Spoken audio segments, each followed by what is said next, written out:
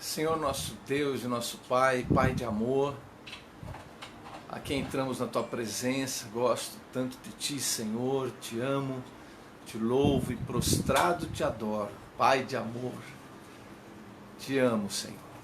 Obrigado por mais este dia, obrigado por mais este momento que Tu nos permites entender Tua palavra, compreender Tua palavra, ensinar Tua palavra, e nos deliciarmos, Senhor, da Tua palavra. Nós te pedimos, Pai, inspira-nos pelo Teu Espírito Santo, fala-nos pelo Teu Espírito Santo, enche-nos com Teu Espírito Santo, e que possamos compreender qual é o motivo, Senhor, qual é a Tua vontade, Senhor, por que é que o Senhor quer que estudemos a Tua palavra.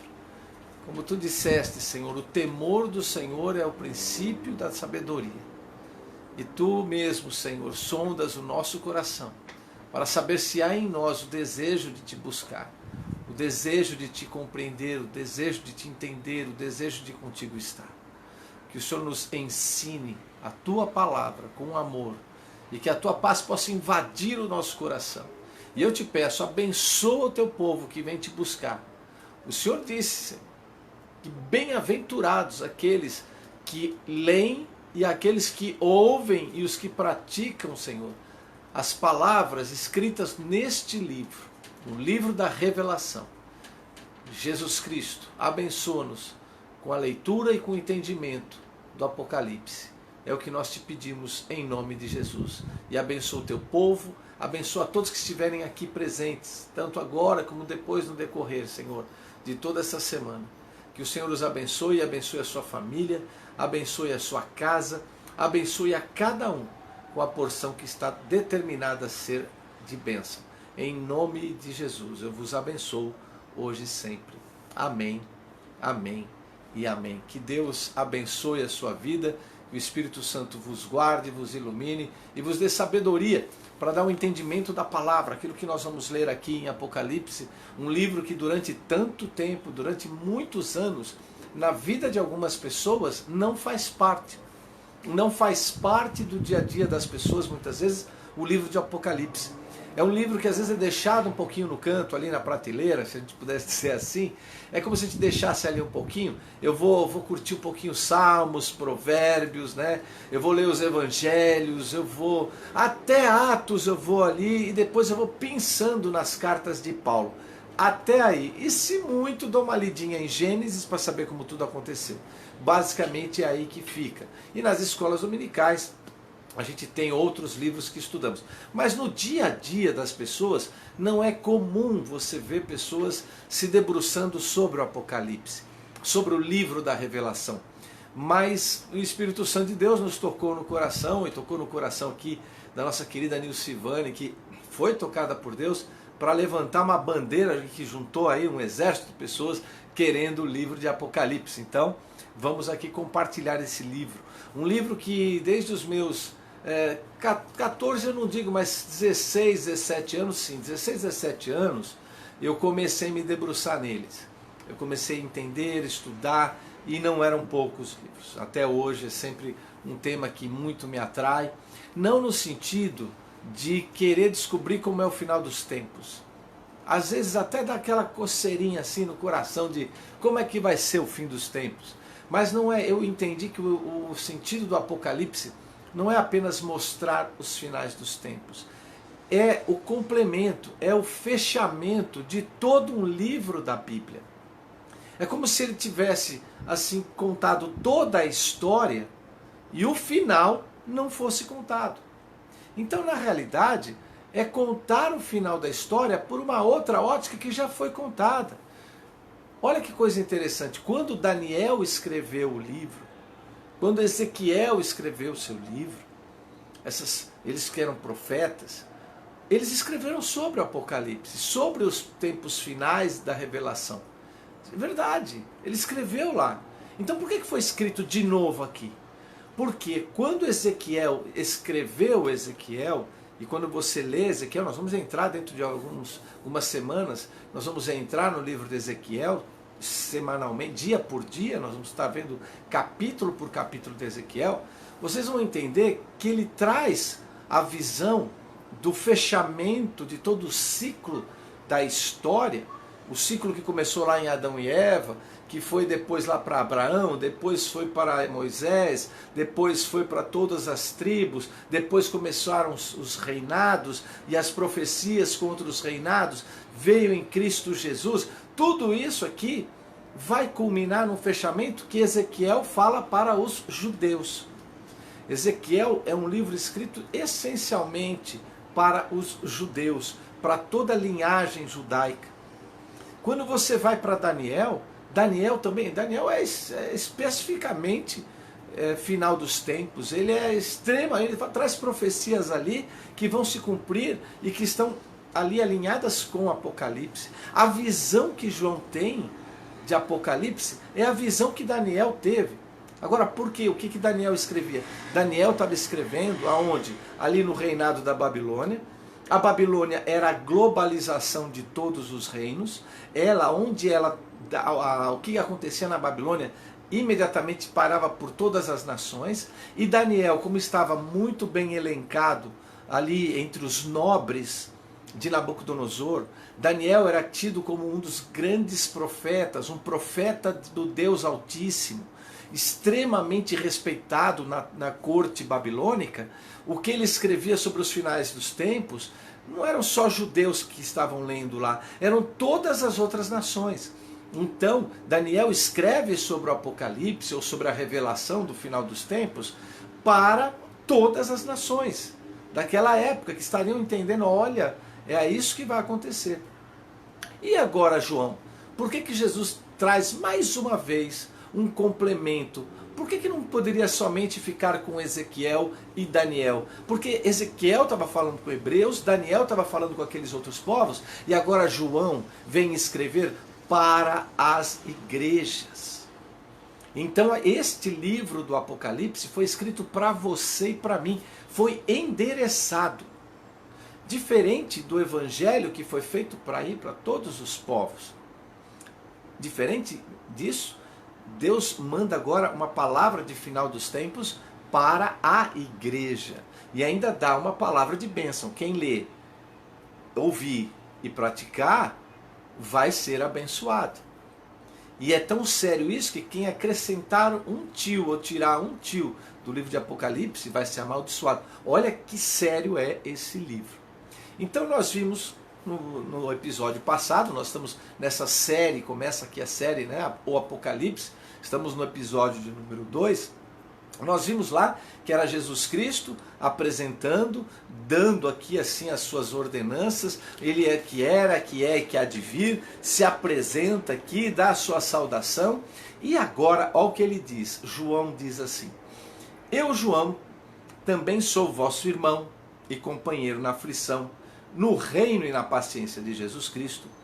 Então ele está escrevendo já aqui para todas essas igrejas. Estava na ilha de Pátimos por causa da palavra de Deus e do testemunho de Jesus Cristo. Era uma época de perseguição, era uma época que estava sendo proibido a pregação, ainda não estava sendo tão fortemente, brutalmente mortos ainda, um pouco depois já vão começar a ser, mas eles estavam sendo presos, porque era proibido, chegou um momento que foi proibido se pregar o evangelho de Jesus Cristo. Por quê? Porque estavam crescendo muito, e segundo os romanos, estava pervertendo a cultura romana, estava deixando de ter a adoração aos outros deuses, então eles começaram a proibir isso, e por causa disso, João foi preso. E aí, olha o que ele diz, fui arrebatado em espírito, no dia do Senhor, e ouvi de trás de mim uma grande voz como de trombeta.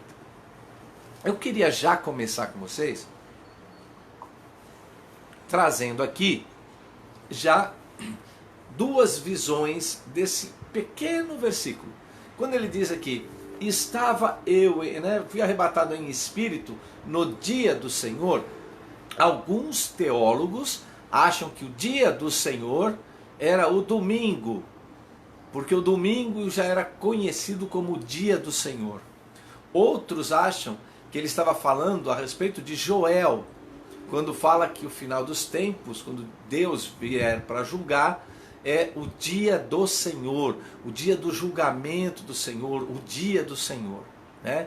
Então, aí você pergunta, quem que você acha? Quando eu leio aqui, eu não creio, na minha opinião, eu não imagino ele dizendo que era do domingo, estava no domingo.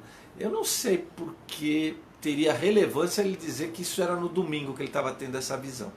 Então, para mim, no meu entender, eu acredito que ele estava tendo já a visão do dia, dos dias finais, do dia do Senhor.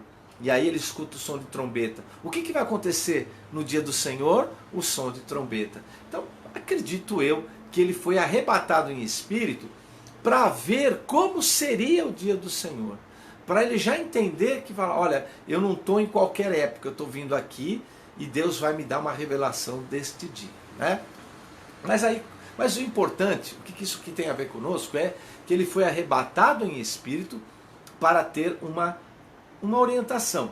E essa voz dizia: o que vês, escreve num livro, e depois envia para as 7 igrejas que estão na Ásia: Éfeso, Esmirna, Pérgamo, Tiatira, Sardes, Filadélfia e Laodiceia. Eu não vou falar delas agora, a gente vai falar no finzinho, mas por enquanto a gente sabe que são 7 igrejas. E aí ele diz: virei-me para ver quem falava comigo, e vi 7 castiçais de ouro. Olha só já a visão dele. Ele vê 7 castiçais de ouro. E um semelhante ao Filho do Homem, vestido até os pés com uma veste comprida e cingido no peito com um cinto de ouro. A visão que Daniel teve, a visão que Ezequiel teve, é a visão que João está tendo. O Filho do Homem, em glória, e as suas vestes, as vestes compridas, cingida no peito com um cinto de ouro. A cabeça e cabelos eram brancos como lã, como a neve, e os seus olhos como chama de fogo. Então ele olha ali, vê aquelas vestes talares, vestes sacerdotais, como um sacerdote, como alguém que vem pronunciar a palavra de Deus, um representante ali que estava vindo no sentido, né, figurado do representante de Deus na terra, que eram os sacerdotes. Estava ali o próprio Senhor, o Senhor dos senhores, o sumo sacerdote de todos os sacerdotes, aquele que ofereceu o sacrifício a ele mesmo como sacrifício, e ele estava ali para mostrar na sua grandeza que essa palavra que vinha era diretamente dos céus, e vinha confirmar aquilo que os profetas do passado haviam falado. Era a mesma visão. Sua cabeça, cabelos eram brancos como a lã, como a neve, ou seja, mostrava, como ele diz ali, né, ancião de dias. Era um ancião que já vinha há muitos anos. O ancião ali que mostrava o seu respeito, que mostrava que ele deveria ser ouvido, que aquilo que ia ser decretado viria como um bom respeito, com algo com muita autoridade, com muito poder, e com os olhos como chama de fogo.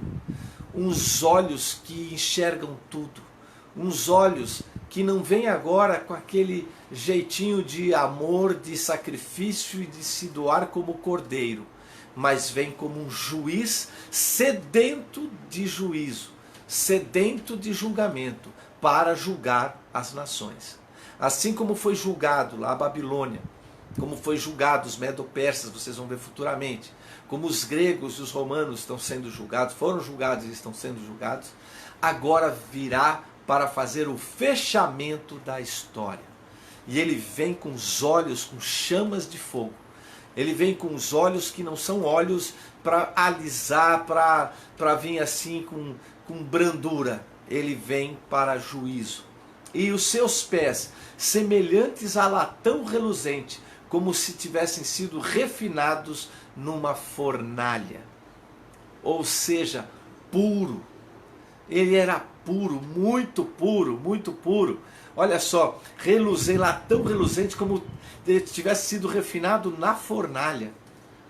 Então você já imagina a grandiosidade dele, com vestes sacerdotais, uma não, a cabeça que mostrava sua autoridade, sua seriedade, aqueles pés que vinham assim, os pés perfeitos, onde você não vê uma mancha, que vem para pisar, que vem para julgar, que vem com passadas firmes, não vem com passadas vacilantes. Você olha os pés e você fala, ele não vai vacilar, ele vem muito firme. Ele vem certo, ele vem representando a palavra, ele vem e não vem para alisar, ele vem para julgar. E ele está chegando, e ainda mais, e tinha na mão direita 7 estrelas, e da sua boca saía uma espada afiada de 2 gumes. Os 2 gumes da espada que ela corta dos 2 lados, ela vem trazer ação. Ela corta medulas, né? Ela separa a medula é algo tão fino lá que ele vai lá e corta o tutano que está dentro do osso. Algo que é gelatinoso, ele consegue cortar no meio. De tão forte que ele vem, ele corta. Ele corta a medula, ele corta aquilo que não é osso. Ele corta levemente, é tão afiada essa espada, que separa a alma do espírito. A alma é que mantém a pessoa viva. O espírito é o que toma as decisões. A alma é o fôlego. Estou vivo. O espírito é o que decide, vou para a esquerda ou vou para a direita? Faço bem ou faço mal? Decido crer ou abro mão de crer? E ele divide. Ele sabe aquele que é reto ou não na presença dele. Aquele que vem de coração aberto ou aquele que tem alguma intenção maligna por trás. Ele conhece o Espírito, ele conhece as tuas decisões. É para a igreja que ele está falando. Os 7 castiçais, as 7 estrelas, em tudo o 7, que é o completo. 7 não é o perfeito, as pessoas acham que é o perfeito, não. O 7, ele é o completo, é a plenitude, é a completude, é acabou, 7, fechou, encerrou, fecha, não entra mais, não sai mais, acabou. Esse é o 7. E é quando ele fala com as igrejas, são 7. 7 que vão acontecer na história, 7 que estavam acontecendo naquela época. As 7 que aconteciam naquela época já estavam apontando profeticamente para 7 igrejas que viriam pelas eras até nós. Olha que coisa linda. As igrejas que estavam na Ásia, passando por algumas provações, passando por algumas coisas, estavam passando para poder mostrar para a gente o que aconteceria conosco. É uma coisa linda, é estrondoroso isso que Deus faz. E o seu rosto era como o sol, quando na sua força resplandece. Gente, tenta imaginar como João ficou quando teve essa visão. Tenta imaginar um senhorzinho, lindinho, bonitinho, de mais de 90 anos, ali, tremendo, preso, não devia comer bem, não devia dormir bem, não devia estar passando muito bem. Todo mundo podia dizer que ele estava até tendo visões, mas Deus escolhe ele, aquele vaso dos mais frágeis que tinha. João não tinha mais grandes pretensões. João queria mais, eu creio que João estava chegando assim, Senhor, chegou o final dos meus tempos, né? Estou morrendo. Lembra meu pai engraçado, muito engraçado meu pai. Meu pai, há anos que eu conheço, pai, como é que você está? Eu estou morrendo. Ele fala que está morrendo há mais de 50 anos, é engraçado demais meu pai. Né? Então o pessoal chega assim num ponto, estou morrendo, quero mais saber de nada. João estava assim, se você me permite dizer, João estava, como muita gente fala, no bico do corvo. Estava lá, já desistindo de tudo. Aí Deus chama aquele senhor, aquele senhorzinho, aquele amor de pessoa, que João era amor puro, e escolhe ele para fechar com chave de ouro a última palavra vinda de Cristo, para ser registrada nas Escrituras. Aquele homem que não tinha mais força, aquele homem que provavelmente podia ter pensado, acabou, tudo que eu tinha que fazer, eu fiz. E agora estava na mão deste homem a chave mais preciosa que tinha. que ele tinha que entregar para as igrejas. Ele precisava usar da sabedoria dele para escrever. Ele precisava usar de toda a competência da mente dele para poder escrever e compreender e entender tudo o que estava passando. Ele tinha que usar de todas as emoções que ele tinha e de todo o equilíbrio emocional que o Espírito Santo lhe deu para conseguir suportar aquelas visões que vinham que ele nunca tinha visto. Visões que nunca tinha passado pela cabeça dele. Ele estava vendo coisas do final dos tempos que não existiam ainda, que não tinham sido criadas ainda, armas que não tinham sido criadas, coisas que não tinham sido criadas, e aquilo tudo na cabeça dele. E ele foi o escolhido para trazer essa mensagem. E aí ele vê aquele semblante como um sol radiante que ele não conseguia olhar direito, mas ele viu os olhos que eram como chamas de fogo. Ele vê aqueles pés fortes e firmes, aquelas vestes talares, aquele cabelo de uma senilidade, de uma senhoridade absoluta, e ele vê aquilo vindo, e eu creio, se fosse eu já tinha me derretido, eu não queria mais saber de nada na minha vida.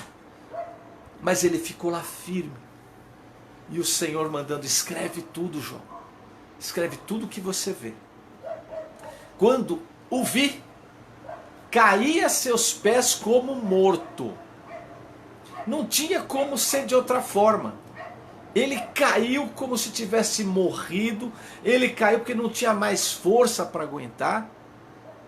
Certa vez tive uma experiência com Deus tão forte que eu fiquei quase que congelado, meu coração quase saiu pela boca, eu não sei como aguentei. Eu imagino um senhor de 90 anos tendo essa visão, tendo o próprio Senhor Jesus Cristo chegando para ele e falando para ele que ele tinha que escrever, o próprio Senhor Jesus Cristo se apresentando a ele. E aí eu venho profeticamente dizer para a tua vida o que é que Deus tem para a tua vida, o que o Senhor ainda tem na tua vida, o que é que você já abandonou, qual é o sonho que você já largou, qual é o sonho que você disse: eu não tenho mais que fazer nada, eu já desisti. Qual é o que você desistiu e que o Senhor está dizendo: não desista, porque eu ainda vou te usar. Não desista, porque eu já estou te usando. Não desista, porque eu te levantei. Quem é você para dizer que não pode? Quem é você para dizer que não sou? Quem é você para dizer que não vou? Se eu, Senhor, estou mandando. Eu sou o Senhor que te levanta, eu sou o Senhor que te restaura, eu sou o Senhor que te ergue, que te fortalece, eu sou o Senhor que põe na tua boca aquilo que você deve falar, eu sou o Senhor que te fortalece os joelhos para você ir aonde você nem imaginava ir. Eu sou o Senhor. É isso que Ele diz para você através dessa palavra. Louvado seja o nome do Senhor. E se você estivesse aqui agora, assim, eu falava: dá um glória aí, viu? Porque é só a glória de Deus. Quando vi isso, caí a seus pés como morto. Ele pôs sobre mim a mão direita e disse: olha que coisa linda. Ele só podia, né? Ele estava morto ali, João estava morto. Aí Deus põe a mão sobre ele. Ah, só imagina essa mão chegando e a voz dele dizendo: não temas, eu sou o primeiro e o derradeiro. Eu sou o Gênesis, lá em Gênesis. Eu sou aquele que estava criando, e eu sou agora o final, que vai fechar essa história. Não temas, sou eu, não temas. E é isso que Deus está dizendo para você: não temas. Não temas, eu sou o primeiro e o derradeiro, o que vive. Estive morto, mas eis que estou vivo para todos sempre, amém.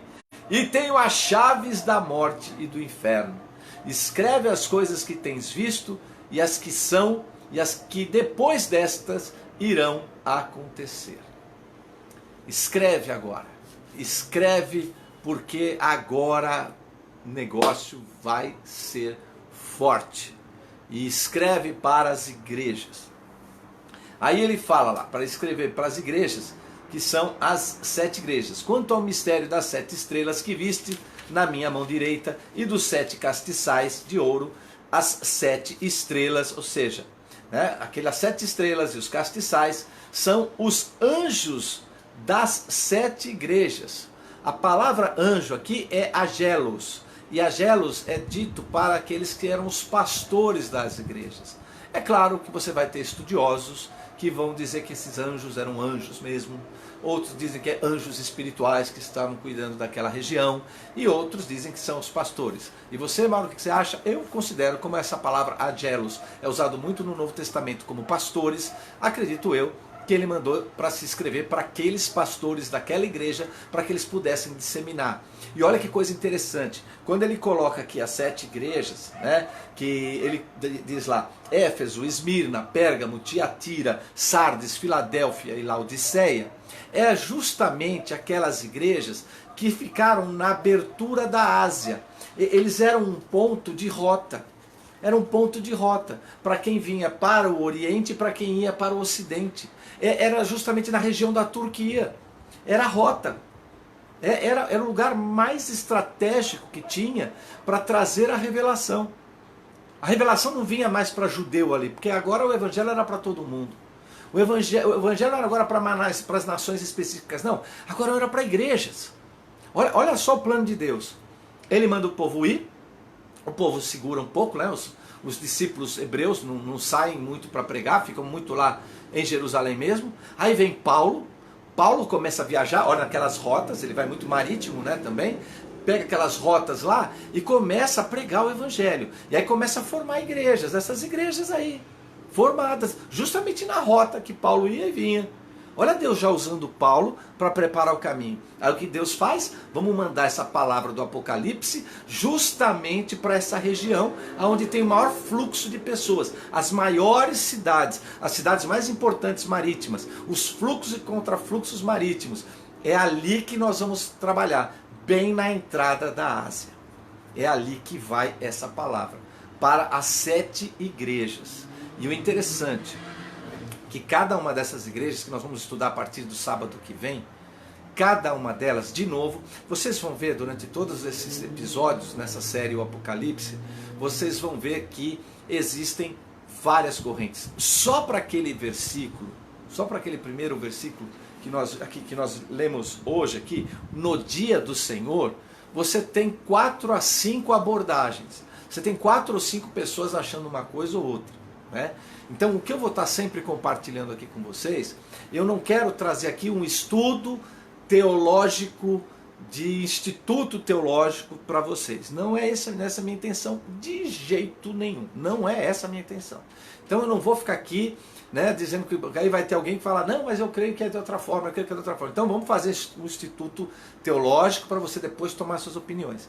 Eu vou trazer aqui para vocês aquilo que Deus tocou no meu coração, daquilo que eu já estudei, para estar trazendo aqui, tá bom? Mas esse eu preciso falar porque tem muitas correntes divergentes aqui. Quando você fala nas 7 igrejas, alguns creem que aquelas 7 igrejas, para quem estava, João trouxe aquela revelação de Jesus Cristo, Jesus ele traz alguns pontos de positivo, de negativo e algumas exortações e alguns elogios. E tem muito a ver com o que estava acontecendo na igreja naquela época. Às vezes era justamente o que estava acontecendo com a igreja de Éfeso, ou com a igreja de Esmirna, ou com a igreja de Pérgamo, ou com a igreja de Tiatira, ou de Sardes, ou de Filadélfia, ou de Laodiceia, estava acontecendo naquelas igrejas. Então muitos creem que aquela palavra era justamente para aquele tempo. Outros acreditam que durante a fase da igreja, por exemplo, a igreja dos apóstolos, era uma igreja de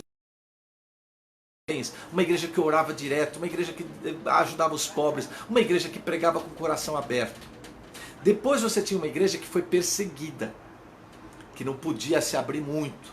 Depois você teve uma igreja que não foi só perseguida, que foi proibida de pregar, mas e que foi inclusive que houve muitos, naquela época dos evangelhos, né, na época 70 depois de Cristo, por ali, começou a ter muitos outros evangelhos. Então tinha muita outra coisa de corrupção, muita outra coisa assim que desvirtuava o evangelho. Então batia muito bem para essa igreja, né, de Esmirna. Depois a de Pérgamo era uma perseguição traumática como nunca houve na história. Depois a de Tiatira quando a corrupção com o Estado. Depois a de Sardes é aquela igreja mais ou menos assim, né, que ela vai, sobe, vai.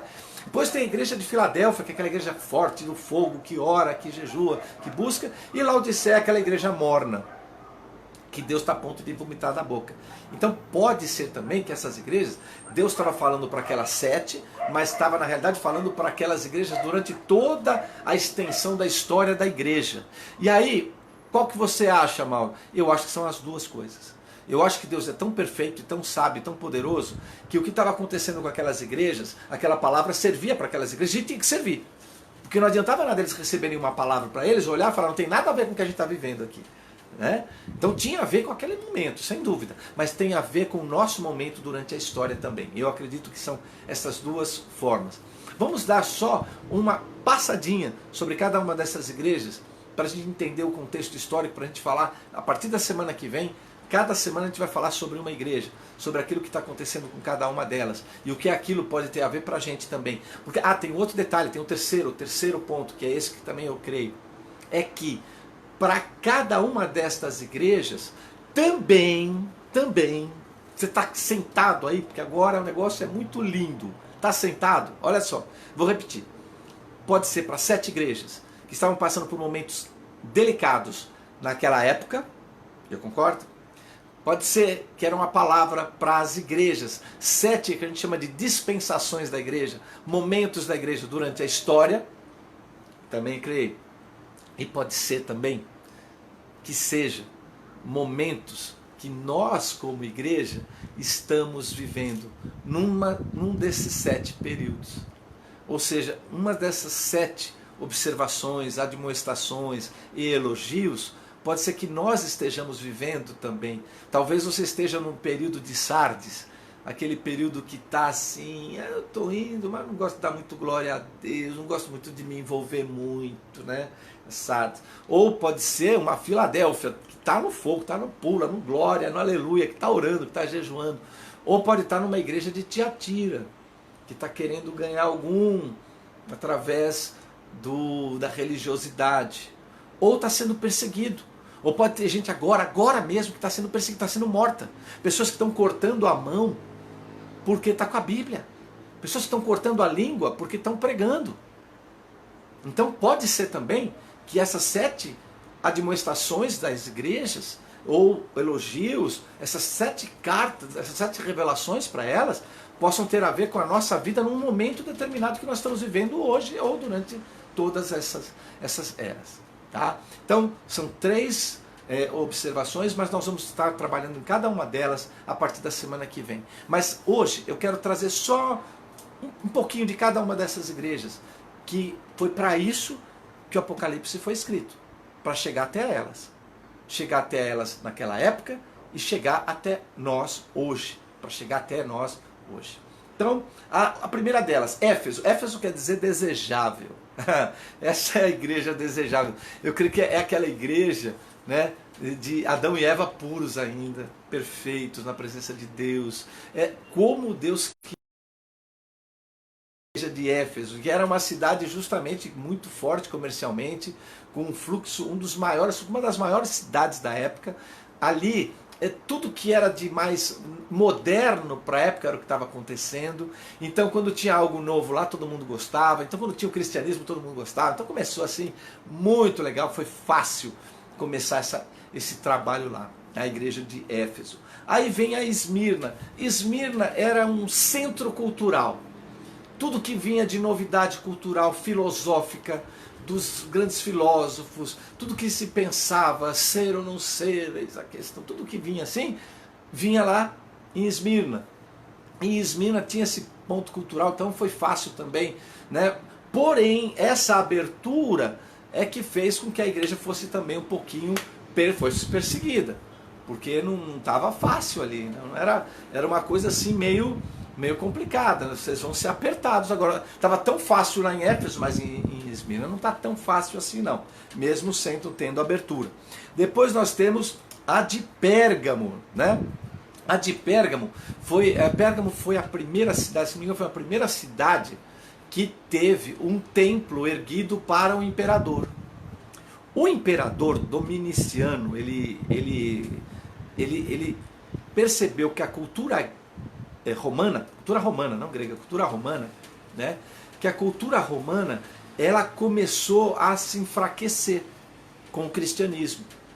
Imaginem vocês, existiam vários deuses. A mitologia grega estava cheia também. O próprio imperador era um deus. Ele, vendo essa fragilidade, ele decretou lá: morte aos cristãos. Matem. Matem, vocês podem entrar nas casas, podem matar, matem, fazem tochas vivas, Você sabe que eles iluminam, sabe iluminação pública da cidade? Sabe aquelas luzes de iluminação pública? Eles faziam, embebiam os corpos dos cristãos com óleo, amarravam com feixes e colocavam em paus bem grandes e iluminavam a via para as pessoas irem passando com os corpos flamejando. Era assim a perseguição dos cristãos. E depois tinha Tiatira.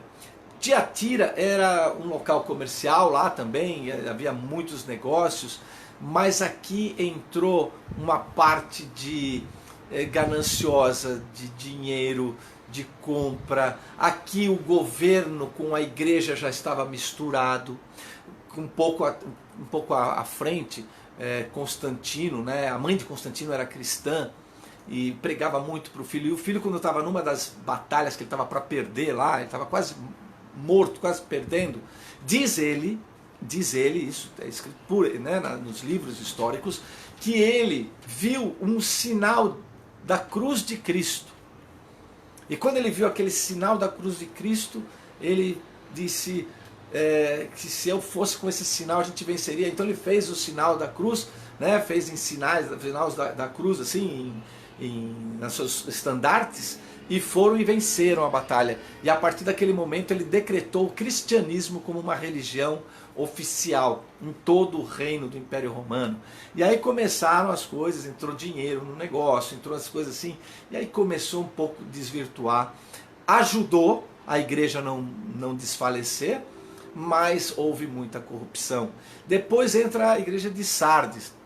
Sardes, né, que um pouco aqui à frente, ele está numa situação aonde ele quebra, ele dá uma quebrada com isso que estava fora da presença de Deus, mas ele também vacila, ele não é tão firme, tão forte como Filadélfia, que Filadélfia era muito aguerrida. Filadélfia aqui, ela tem um poder de se entregar realmente para o Senhor, e aqui como a gente coloca aqui, o nome dela, que eu até coloquei, amor fraternal. Filadélfia significa amor fraternal. É a igreja real, sincera, humilde na presença de Deus, forte na presença de Deus. Não é tão forte no sentido de mover politicamente governos, mas ela é forte na oração, é forte em buscar o Senhor. E Laodiceia tinha uma peculiaridade. Ela era uma cidade que ela estava assim no meio entre onde você tinha lá águas termais, que eram muito quentes na cidade de cima, e quando desciam essas águas e chegavam em Laodiceia, as águas eram mornas. E quando chegavam lá embaixo, ela ficava fria. Então, a água quente termal é ótima para a saúde. A água fria é ótima para a agricultura e para matar a sede. A água morna não serve para nada. Então, Laodiceia é aquela igreja ou aquela região, e é muito afetada pelos terremotos também, né, muito instável. Ela era aquela igreja morna, que nem é sim nem não, nem é quente nem é fria. O quente e fria não é porque fria é ruim, não. É que serve para alguma coisa. O quente e o frio serve para alguma coisa. Você se machuca. Quando você se machuca, você coloca ali uma toalha quente ou uma toalha fria. Né? Você faz ali uma compressa quente ou uma compressa fria. Não tem compressa morna. Compressa morna não serve para nada. E é isso que ele coloca nessas 7 igrejas, que nós vamos passar por cada uma delas. Mas olha que coisa linda que eu fecho aqui. É que Deus permite 7 igrejas numa região das mais importantes daquela época, vivendo situações semelhantes naquela época, para poder mandar uma informação, para mandar uma mensagem para as igrejas de todas as épocas e para mandar hoje, sábado, 18 horas e 40 minutos, mandar uma mensagem para você. Tudo isso escrito para mandar uma mensagem para você. E qual é a mensagem? Seja a igreja de amor fraternal, seja a igreja desejável, não seja a igreja corrompida pelo dinheiro, E quando perseguida, e quando afrontada, louve ao Senhor, engrandeça ao Senhor. Não seja morna, seja quente ou fria, sirva para alguma coisa. E não fique em cima do muro. Não sei se é, se não é. Não sei se eu posso, se não posso. Vai e faz a obra do Senhor. Vai e realiza aquilo que Deus fez na tua vida. Não perca o seu precioso tempo, os milhares ou milhões de minutos que você tem na vida, perdendo um tempo com aquilo que não glorifica a Deus, com aquilo que não engrandece o Senhor. Não perca tempo se culpando, se condenando. Está errado, dobra o joelho, clama ao Senhor, pede perdão, se confessa, fala com Ele, pede forças a Ele, Ele vai te restaurar. Está desanimado? Pede a consolação do Espírito Santo. Senhor, me fortalece. Os teus filhos foram perseguidos lá em Pérgamo, lá em Esmirna, perseguidos até a morte, mas eles ficaram firmes, eles ficaram até o final. Senhor, me dá essa força, Pai. Me torna uma igreja desejável. Deixa as pessoas olharem para mim e dizerem, olha como ele serve a Deus, eu quero servir a Deus também como ele serve. Que essa palavra de Apocalipse sirva para também restaurar a tua vida, a tua fé, restaurar o teu coração, restaurar o teu ministério, restaurar o que havia perdido, restaurar as suas esperanças, restaurar os seus sonhos. Não deixa morrer aquilo que Deus colocou no teu coração. Não deixa apagar a chama do Espírito Santo de Deus. São 7 castiçais que estão ao lado do Senhor Jesus. Os 7 espíritos da igreja. O espírito de sabedoria, o espírito de entendimento, de força, de fé, de firmeza. É o Espírito Santo de Deus acendendo dentro das igrejas. É o Espírito Santo que acende dentro de você. Não deixa apagar essa chama do Espírito Santo de Deus. Não deixa apagar a força do Espírito Santo de Deus que está dentro de você. Quando você confessou Jesus Cristo como Senhor, quando você entregou sua vida para Jesus Cristo, Ele começou a fazer parte de você, o Espírito Santo começou a fazer parte de você, você é um dos candelabros que estão lá brilhando ao lado de Cristo. Não deixe apagar. E quando tiver assim a chama bem fraquinha, olha para Ele, olha para os olhos de fogo. Ele vai olhar com os olhos de fogo para você, não para juízo, não para justiça, para condenação, mas por amor. O chama de fogo vai acender essa chama que existe dentro de você. Que você possa glorificar a Deus com a sua vida, que você possa fazer dessa série que nós vamos estar vendo aqui em Apocalipse, possa ser a restauração da sua casa, a restauração da sua igreja, a restauração da sua saúde, saúde emocional, saúde espiritual, saúde sentimental, saúde física. Que o Espírito Santo de Deus possa estar iluminando a tua mente para você enxergar tudo aquilo que Deus tem para você, porque você é um castiçal que está brilhando e não pode apagar. Escreva isso, você não pode apagar. Deus não vai deixar você se apagar. Aonde você estiver, como Jeremias que estava lá num lamaçal de lodo e foi resgatado por baixo, assim subindo ali, porque teve pessoas que o resgataram, o Senhor vai te resgatar de onde você estiver. Somente entregue-se ao Senhor com todo o teu coração. Senhor, estou aqui, eis-me aqui, usa-me do jeito que eu sou, falho, imperfeito, ou alto, baixo, gordo, magro, feio, bonito, me usa como tu queres, Senhor, porque em breve, assim disse o Senhor para mim, o que você está fazendo é para se preparar para se encontrar comigo? O que você está fazendo é para se preparar para se encontrar comigo? Sim, Senhor. Eu estou fazendo tudo porque eu sei que eu vou me encontrar contigo. E em breve, Maranata, ora vem, Senhor Jesus. Ore comigo assim, você mesmo, você. Ore comigo, diga, Senhor Jesus, eu quero que a tua palavra entre no meu coração. Eu aceito a tua palavra no meu coração. E eu quero me tornar, e eu quero ser um servo de Deus, uma serva de Deus. Diga comigo, diga assim, eu quero me tornar um servo de Deus, desejável. Eu quero ter amor fraternal para doar. Me fortaleça na angústia, me fortaleça na perseguição, me dê forças na provação, não me deixes corromper. me torne quente ou frio para que seja útil a quem precisa. Não me deixe em cima do muro, Senhor. Incita o meu coração a tomar uma decisão. E eu decido agora, Senhor, te servir, te seguir e iluminar a todos aqueles que olharem para a minha vida. Quem olhar para a minha vida possa ver, à luz desse castiçal, os 7 Espíritos de Deus brotando de dentro de mim. E que haja fruto em tudo que eu fizer. E que o amor de Deus esteja sobre mim. Que a graça de Cristo esteja sobre mim. E que a consolação e o Espírito Santo de Deus em sua unção esteja dentro de mim.